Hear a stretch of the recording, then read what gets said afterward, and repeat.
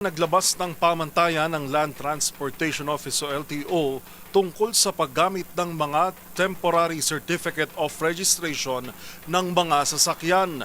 Ito'y tugon sa nararanasang pagkaantala sa paghahatid ng COR sa mga may-ari dulot ng limitadong supply ng security paper. Ang buong detalye sa report ni Val Gonzalez. Naglabas ngayong araw ng Memorandum Circular ang Land Transportation Office na naglalaman ng mga pamantayan sa paggamit ng Temporary Certificates of Registration o CR para sa mga motor vehicle, motorcycles at trailer. Ang akbang na ito ay tugon ng LTO sa limitadong supply mula sa National Printing Office ng mga security paper para sa Certificate of Registration na dahilan ng pagkaantala sa paghatid nito sa mga may-ari ng sasakyan. Ang memorandum circular na ito ay naglalayong tiyakin ng walang delay sa pagbibigay ng serbisyo sa publiko at mapanatili ang operasyon.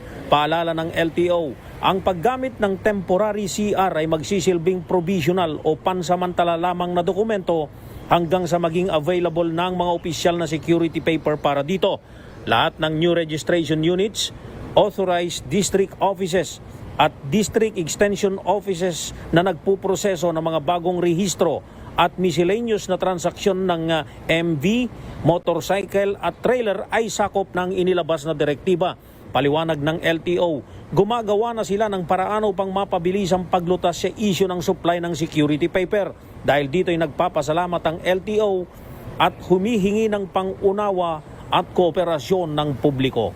Para sa MBC TV Network News, ako si Val Gonzalez, DZRH, una sa Pilipinas, una sa Pilipino.